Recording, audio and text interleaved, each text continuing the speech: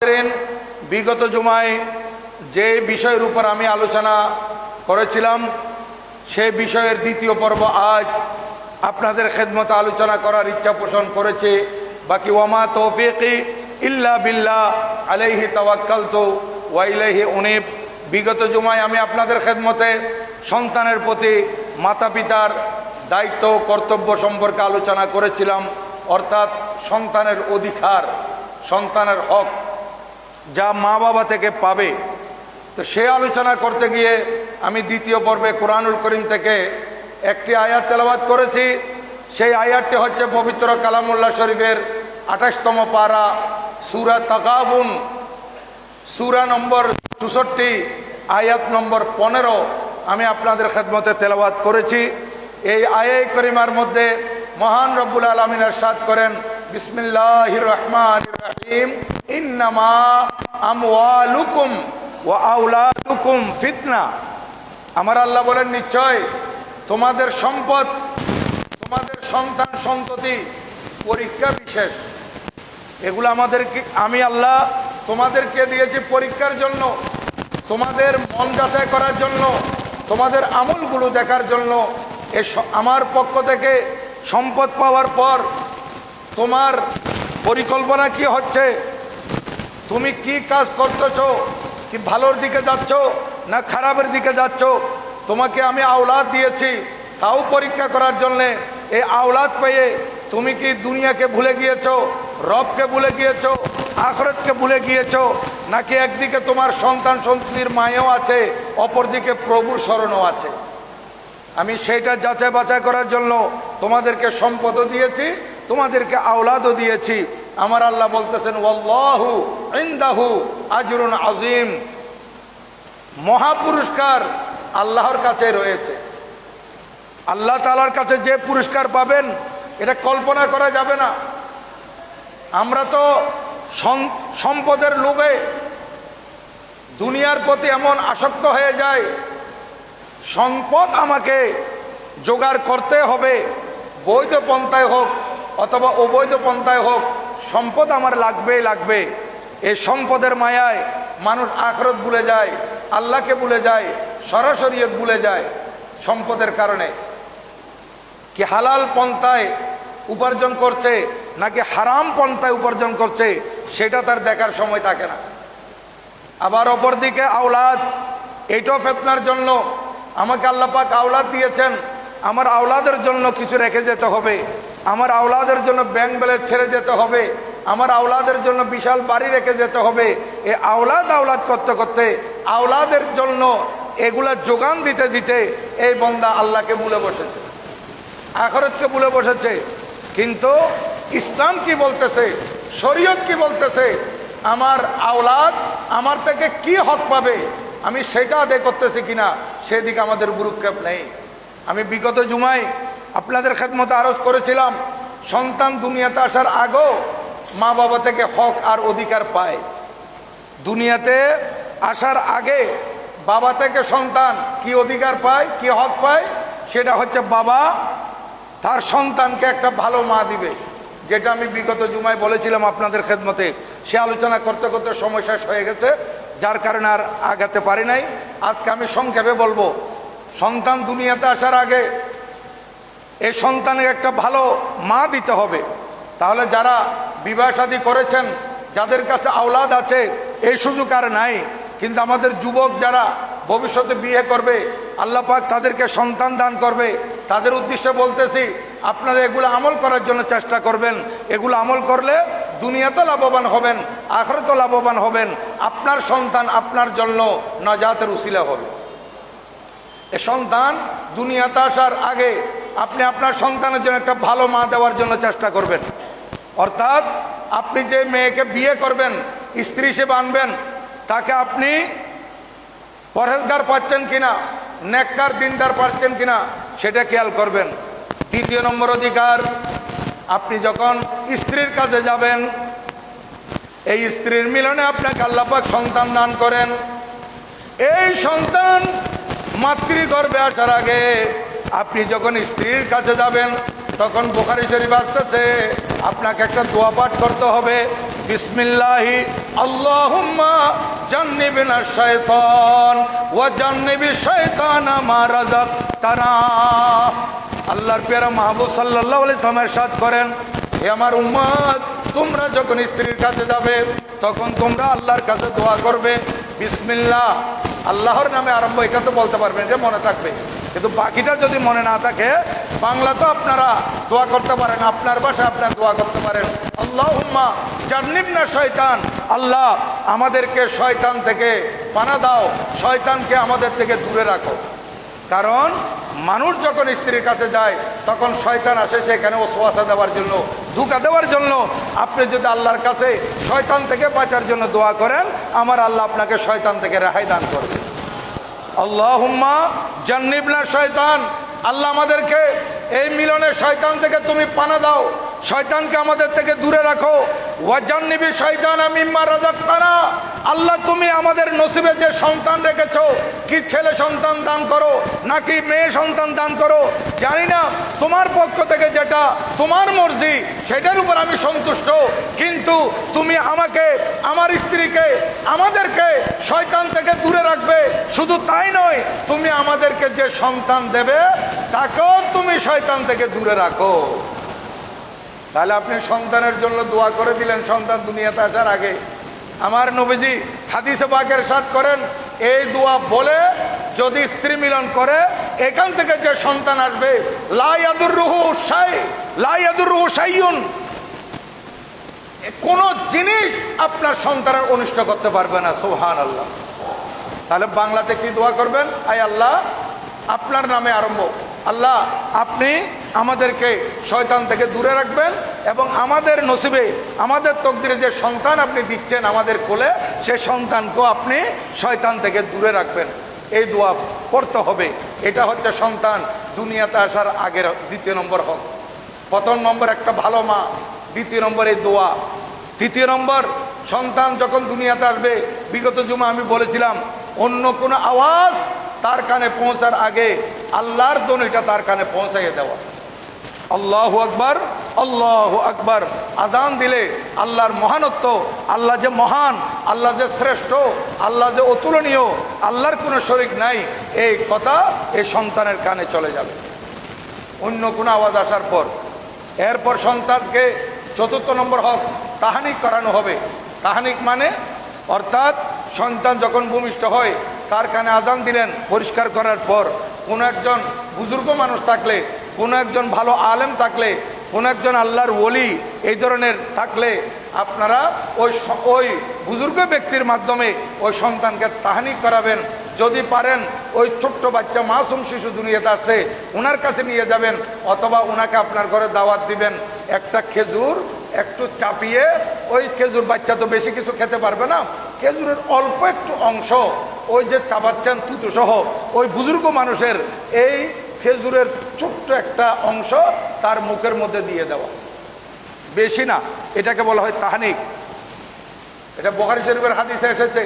হযরতে আসমা বিনতে আবি বকর রাদিয়াল্লাহু তাআলা আনহুমা, যিনি আমার নবীজির বিবি হযরত উম্মুল মুমিনিন আয়েশা সিদ্দিকা রাদিয়াল্লাহু তাআলা আনহার বোন এবং ইসলামী জাহানের প্রথম এবং প্রধান খলিফা, ইসলামের ত্রাণকর্তা হযরত সিদ্দিক আকবর রাদিয়াল্লাহু তাআলা আনহুর কন্যা হযরত আসমা বিনতে আবি বকর রাদিয়াল্লাহু তাআলা আনহুমা, উনি বলেন, আমি মক্কা শরীফ থেকে হিজরত করে যখন মদিনা শরীফ যাচ্ছিলাম, তখন আমি সন্তান সম্ভবা ছিলাম।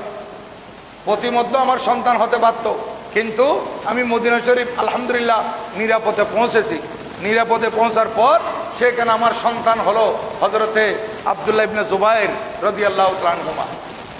এই সন্তান, উনি ঐতিহাসিক এক সন্তান, যিনি মদিনা শরীফে যে সমস্ত সাহাবা ইকরাম মুহাজির মক্কা শরীফ ছেড়ে মদিনা শরীফ গিয়েছেন, ওনাদের মধ্যে ওনাদেরকে যে আল্লাহ পাক সন্তান তো দিয়েছেন পরবর্তীতে, কিন্তু মদিনা শরীফ হিজরত করার পর যে মুহাজিরদের মধ্যে সর্বপ্রথম সন্তান ভূমিষ্ঠ হয়েছিলেন হযরতে হযরত আব্দুল্লাহ ইবনে জুবাইর রাদিয়াল্লাহু তাআলা আনহুমা। ওনাকে আমার নবীজি তাহানিক করিয়েছেন।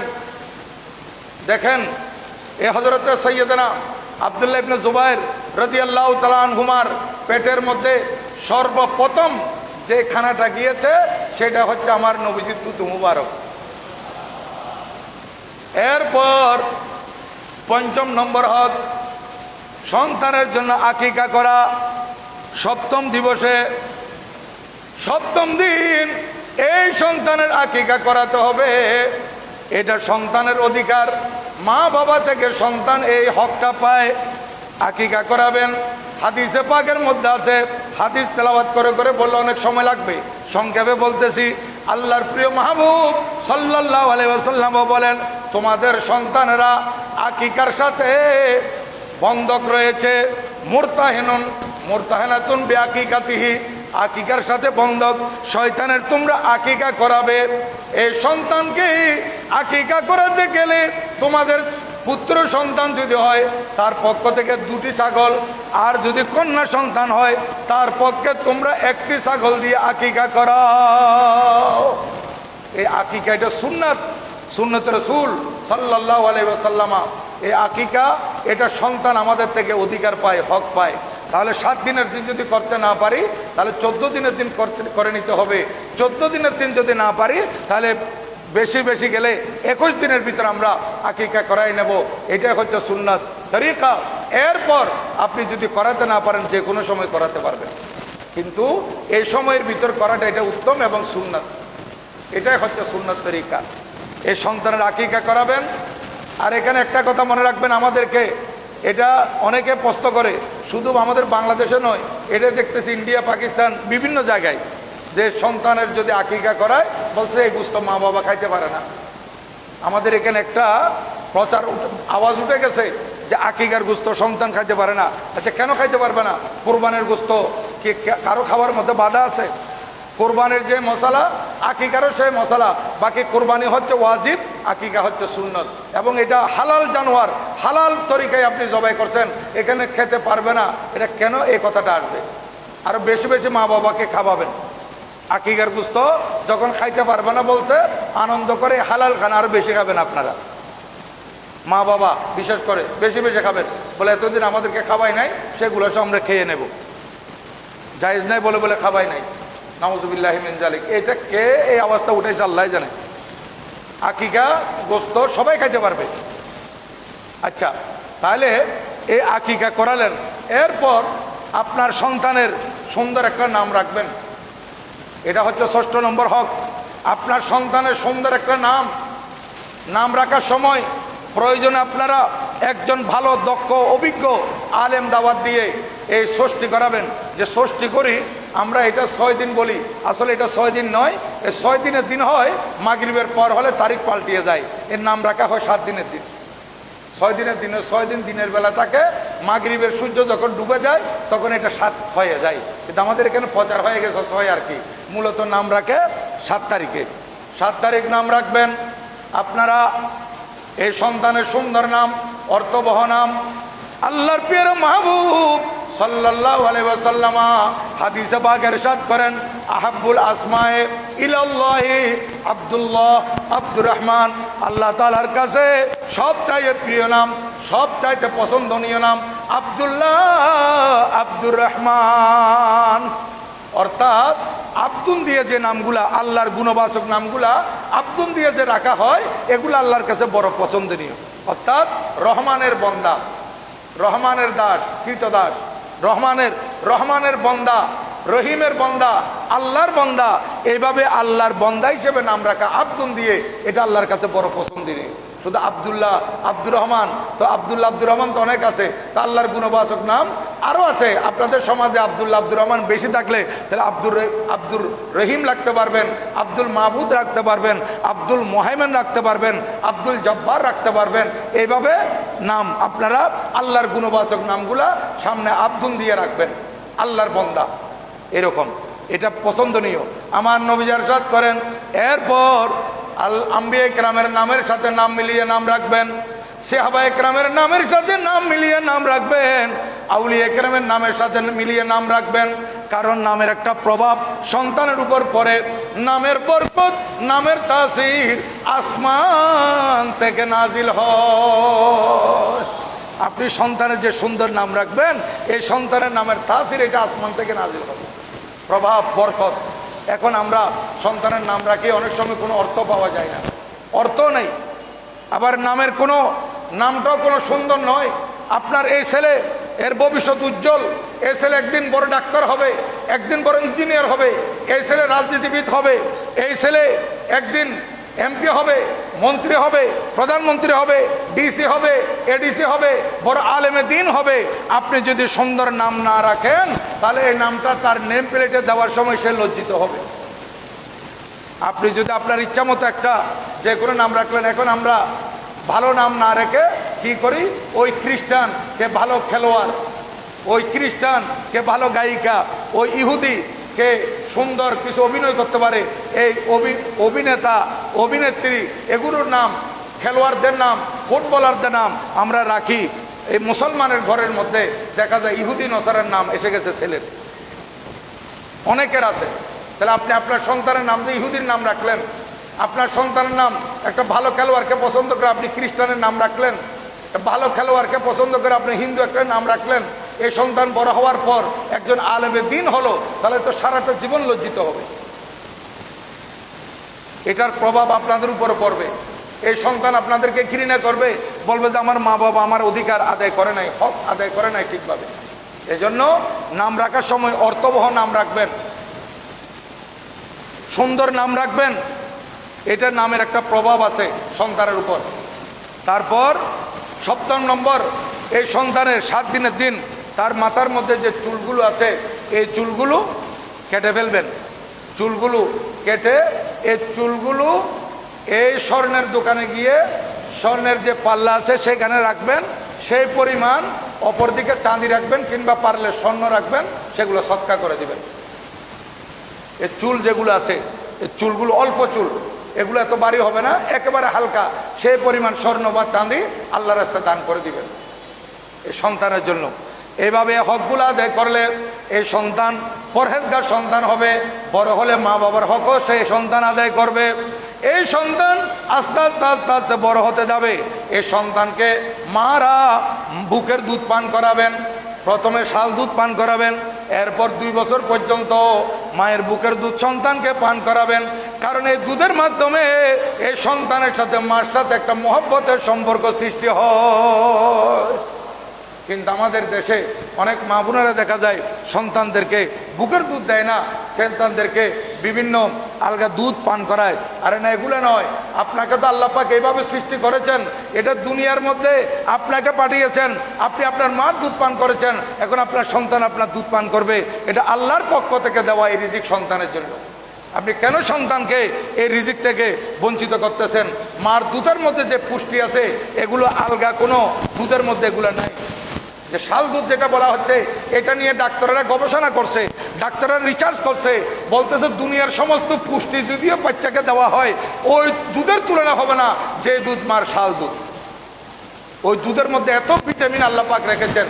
এই দুধ যখন সন্তান পান করবে মা থেকে, এই দুধ যখন সন্তান পাবে তখন এই সন্তানের ব্রেন ভালো হবে, এই সন্তানের গঠন ভালো হবে, এই সন্তানের শারীরিক যোগ্যতা পাবে, এই সন্তান শারীরিক ফিটনেস সুন্দর হবে এবং বিভিন্ন রোগ থেকে সন্তান বেঁচে যাবে।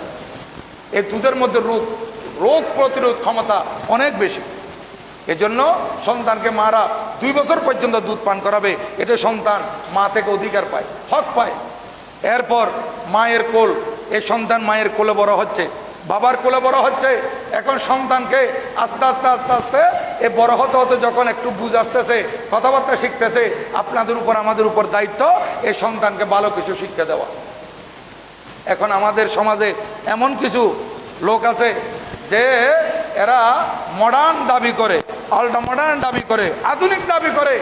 এই কারণে সন্তানদেরকে বিভিন্ন অভিজাত ফ্যামিলির মধ্যে কি শিক্ষা দেয় জানেন? ছোটবেলা থেকে নাচ গান শিক্ষা দেয়, নাচ গান। নাউজুবিল্লাহি মিন যালিক। আপনি যে সন্তানকে ধর্মীয় শিক্ষা দেওয়ার কথা, ভালো কিছু শিক্ষা দেওয়ার কথা, সেইখানে আপনি ছোটবেলা থেকে মাস্টার রেখে গান শিখাচ্ছেন। গানের মাস্টার আছে, নাচ শিখানোর মাস্টার আছে, এদেরকে ভালো বেতন দিচ্ছেন, কিন্তু কোরআন শরীফ পড়ানোর জন্য আপনার পকেট থেকে টাকা বের হয় না আলেমের জন্য। ভালো ইংরেজি পড়াচ্ছে, গণিত পড়াচ্ছে, এদের 3000, 4000, 5000 টাকা টিউশন ফি। আর একজন আলেমে দিনকে আপনি কোরআন শরীফ পড়ানোর জন্য রেখেছেন, সেখানে আপনি 500 টাকাও দিতে পারতেছেন না। তাহলে আমরা মুসলমান, আপনাকে তো আরো বেশি দেওয়া দরকার ছিল আলেমে দিনকে, যে যিনি আমার ছেলেকে কোরআন শরীফ শিক্ষা দিচ্ছে, ইংরেজি শিখাচ্ছে, গণিত শিখাচ্ছে, ঠিক আছে, এগুলো আমার সন্তানের ভবিষ্যৎ উজ্জ্বল হওয়ার জন্য দরকার। আমার ছেলেকে আমি ডাক্তার বানাবো, ইঞ্জিনিয়ার বানাবো, বড় কিছু করবো আমার সন্তানকে, এই জন্য এগুলো লাগবে। কিন্তু এর আগে আপনি যদি কোরআন শরীফ শিক্ষা দেন, এগুলো ওই অঙ্ক, গণিত, বাংলা শিখার পর যা আপনাকে দিয়েছে এর চাইতে আরো বেশি দিবে যখন আপনি দুনিয়া থেকে চলে যাবেন। বলেন, কেজি স্কুলের সমস্ত বই একটাও বিক্রি করে নাই, প্রাইমারি স্কুলের একটা বই, হাই স্কুলের একটা বই, কলেজের একটা বইও বিক্রি করে নাই, সব রেখে দিয়েছে, ইভেন ডক্টর ডিগ্রি লাভ করা পর্যন্ত। তা আপনি মারা যাওয়ার পর কেজি স্কুলের বই থেকে শুরু করে ডক্টর ডিগ্রি লাভ করা পর্যন্ত সব বই আপনার কবরের পারে বললে কি লাভ হবে বলেন? কিন্তু আপনার সন্তানকে যে আপনি কোরআন শরীফ শিক্ষা দিয়েছেন, সেই কোরআন শরীফ থেকে বাচ্চা যখন আপনার কবরের পারে সূরা ইয়াসিন পড়বে, সূরা আর রহমান পড়বে, সূরা মুজাম্মিল পড়বে, সূরা মুলক পড়বে, সূরা চারকুল পড়বে, সূরা ফাতিহা পড়বে, আমার আল্লাহ বলবেন, বান্দা যা, তুই দুনিয়াতে থাকতে নেককার সন্তান বানিয়েছিস, তোর সন্তানকে কোরআন শরীফ শিক্ষা দিয়েছিস, আজ তুই মারা যাওয়ার পর তোর সন্তান যখন তোর কবরে কোরআন শরীফ পড়তেছে, তুই গুনাহ নিয়ে কবরে আসছিস, আমি কি তোর গুনার দিকে দেখবো না তোর সন্তানের কোরআন শরীফ পড়া দেখবো?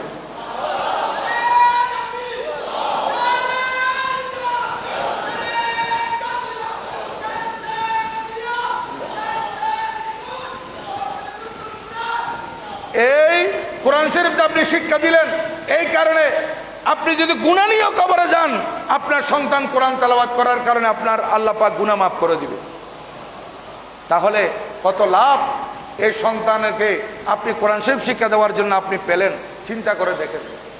তাই সন্তানকে কোরআন শরীফ শিক্ষা দিবেন। শুধু কোরআন শরীফ নয়, মায়ের কোলে যখন আছে সন্তান, প্রাইমারি স্কুলেতে যাওয়ার আগে, প্লে নার্সারিতে ভর্তি হওয়ার আগে, এই ছেলে যে কথাবার্তা বলতেছে, এই ছেলেকে আপনি ভালো ভালো কথা শিখান, ভালো ভালো কথা শিখান। কি হযরত সাইয়্যিদানা আলী রাদিয়াল্লাহু তাআলা থেকে বর্ণিত হাদিস, তাবরানী শরীফের মধ্যে আছে, মুসনাদ দাইলামির মধ্যে আছে, আল্লাহর নবী ইরশাদ করেন, আদিবু আওলাদাকুম আলা সালাসে খিসাল, তোমাদের সন্তানদেরকে তোমরা তিনটি জিনিস শিক্ষা দাও। বাচ্চাদেরকে তিনটি জিনিস, আওলাদ ছোট বাচ্চা, এদেরকে তোমরা তিনটি জিনিস ছোটবেলা থেকে শিক্ষা দাও। কি দিবে? ইয়া রাসূলুল্লাহ, আমরা কি শিক্ষা দেব? নবীজি বলেন, উম্মতরে আমার, তোমার এই ছোট্ট বাচ্চা যখন কথা বলতেছে, তাকে ঘুম পাড়ানোর সময় তাকে তুমি কোলে নিয়ে কিংবা হাঁটানোর সময় তুমি তাকে শিক্ষা দাও, হুব্বা নবিয়িকুম, তোমাদের প্রিয় নবীজির ভালোবাসার কথা তাকে শিক্ষা দাও। দেখেন আমার নবীজির সহিহ হাদিস, নবীজি ইরশাদ করেন, উম্মত তোমাদের এই ছোট্ট বাচ্চাদেরকে তোমরা নবী প্রেম শিক্ষা দাও, নবীজির ভালোবাসা শিক্ষা দাও।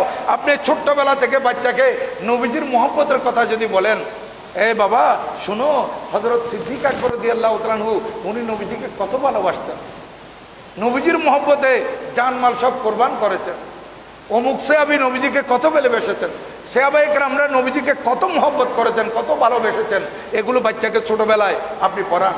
এখন আমরা বাচ্চাকে ঘুম পাড়ানোর সময় এই আলতু ফালতু মিথ্যা গল্প কাহিনী, এক রাজা ছিল, তার 5 জন উজির ছিল, 7 জন এই ছিল, এই যে মিথ্যা কথাগুলো আপনি বলতেছেন বাচ্চার কানে, এগুলো না বলে আপনি হযরত সিদ্দিক আকবর রাদিয়াল্লাহু তাআলার কিছু জীবনী, হযরত ওমর রাদিয়াল্লাহু তাআলার কিছু জীবনী, আমার নবীজির কিছু জীবনী আপনি বাংলা বই থেকে পড়ে শিখেন, তরজুমান থেকে শিখেন, এখান থেকে শিখে আপনার বাচ্চা ঘুমাচ্ছে না, তখন বলবেন যে আমি বাবা তুমি ঘুমাও, আমি তোমাকে নবীজির গল্প বলতেছি, তুমি ঘুমাও, আমি তোমাকে সাহাবায়ে কেরামের গল্প বলতেছি, তুমি ঘুমাও, আমি তোমাকে বরবিস সাবুদ্দিন কাবলার জীবনী বলতেছি, তুমি ঘুমিয়ে পড়ো, তোমার ঘুম এসে যাবে, আমি তোমাকে শাহীন শাহ সিরকুল রাদিয়াল্লাহু তাআলার ঘটনা বলতেছি।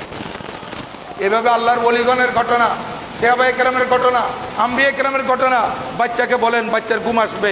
প্রতিদিন একটা শুনতে শুনতে এই বাচ্চার অন্তরে নবীজির মহব্বত জাগরিত হয়ে যাবে। শুধু নবীজির মহব্বত নয়, নবীজির মহব্বতও শিক্ষা দিতে হবে। দ্বিতীয় নম্বর, আল্লাহর নবী ইরশাদ করেন, ওয়া হুব্বা আলে বাইতিহি, এই আমার উম্মত তোমাদের সন্তানদেরকে প্রথমত নবীজির ভালোবাসা শিক্ষা দিবে, দ্বিতীয়ত তোমরা ওই সন্তানকে আহলে বাইতে রাসূলের ভালোবাসা শিক্ষা দিবে। আহলে বাইতে রাসূলের ভালোবাসা আর আজকে আমরা কি বলতেছি, আমরা কোথায় আছি? আমি যে আজকে তকরিরগুলো করতেছি এগুলো হচ্ছে ইসলামী জিন্দেগির তকরির। আপনার সন্তান কিভাবে ইসলামী জিন্দেগি বসর করবে, কিভাবে ইসলামী জিন্দেগিতে সে বড় হবে, এগুলো আমল করলে এই সন্তানের জীবন ও ভবিষ্যৎ হবে, আপনি এই সন্তানের কারণে লাভবান হবেন। 2 নম্বর, আহলে বাইত রসুলের ভালোবাসা। হযরতে সৈয়দে কায়নাত ফাতেমাতুজ জাহরা রাদিয়াল্লাহু তাআলার ঘটনা বলেন, মাওলা আলী শের খুদা রাদিয়াল্লাহু তাআলার ঘটনা বলেন, ইমামে হাসানাইন কারিমাইনের ঘটনা বলেন, যে আমাদের থেকে ইমাম হোসেন রাদিয়াল্লাহু তাআলার যে ঘটনা, কারবালার ঘটনা ওয়াজে শুনেন এবং বিভিন্ন সময় আহলে বাইত রসুলের তাজিমের ঘটনা শুনেন, এগুলো আপনারা ওখান থেকে ইউটিউব থেকে বের করেন, ফেসবুক থেকে বের করেন, এগুলো শুনে শুনে মুখস্থ করে আপনারা বাচ্চাদেরকে শুনান। আহলে বাইতের মহব্বত জেগে উঠবে। শাহিনশাহ সিরকুট আহলে বাইত রসুল আর আওলাদ রসুল, এভাবে আর আওলাদ রসুল আমার বরপিসা হুজুর, আওলাদ রসুল আমার হজরতে খাজা গরিব নওয়াজ রাদিয়াল্লাহু তাআলা আনহু, আওলাদ রসুল হজরত গৌসুল আজম মাইজভান্ডারী, আওলাদ রসুল শের বাংলা কিবলা কাবা, এভাবে আরও যারা আওলাদ রসুল আছে এদের ঘটনাগুলো বলেন। ইমাম শের বাংলা রহমতুল্লাহ সুন্নিয়তের জন্য এরকম করছেন। শাহিনশাহ সিরকুট রাদিয়াল্লাহু তাআলা সুন্নিয়তের জন্য জামিয়া সৃষ্টি করছেন, জামিয়া বানিয়ে দিয়েছেন। হুজুর কেবলা গৌস আজম আল্লামা সৈয়দ মুহাম্মদ তাইয়্যিব সাহেব রাদিয়াল্লাহু তাআলা আনহু আমাদের ঈমান আকীদার হেফাজতের জন্য সুন্নিয়তের কথা এবং রসুল পাকের মহব্বত অন্তর জাগরিত করার জন্য বিশ্বের সর্বশ্রেষ্ঠ জুলুস, জশ্নে জুলুস হুজুর কেবলা আমাদেরকে বের করার নির্দেশ দিয়েছেন। এটা বাচ্চাকে বলেন আপনার,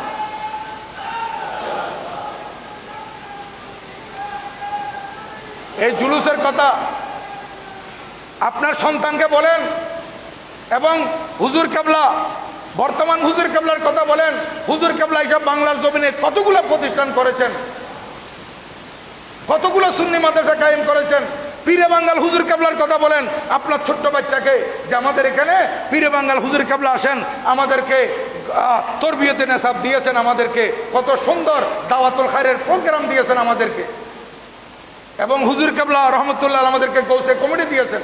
এগুলো ছোট বাচ্চাকে বলেন, এই বাচ্চা আস্তে আস্তে এগুলো শুনতে শুনতে বড় হবে, দিনদার হবে, পরহেজগার হবে। 3 নম্বর, আল্লাহর নবী বলেন ওয়ালা তিলাওয়াতিল কোরআন, এই বাচ্চাকে কোরআনুল কারীমের তেলাওয়াত শিক্ষা দেন। দেখেন নবীজি কি বলেছেন আর আমরা কি করতেছি। আমরা 4 বছর হয়েছে কেজি স্কুলে পাঠা দিছি, কোরআন শরীফের দ্বারে কাছেও নেই, এখন তো মক্তব প্রায় বন্ধ।